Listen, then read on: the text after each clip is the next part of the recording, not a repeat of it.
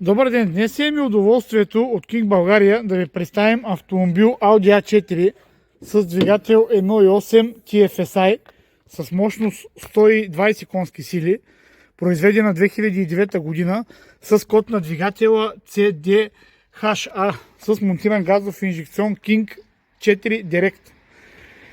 Изпарителът, който монтирахме, е Tomasetto Nordic XP с мощност до 240 конски сили, много мощен. Дюзите се намират под този капак на корона на двигателя и са баракуда с мощност до 200 конски сили на цилиндър с много къси маркучи и пасват идеално на тези автомобили с директно пръскване. Автомобила гори приблизително 85% газ и 15% бензин, за да може да се охлаждат бензиновите дюзи. Копченцето по избор на клиента е монтирано в купето на автомобила на удобно за виждане място с показания на нивото на него.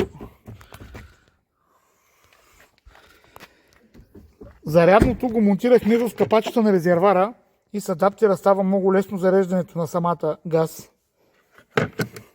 Бутилката се намира вътре в купето,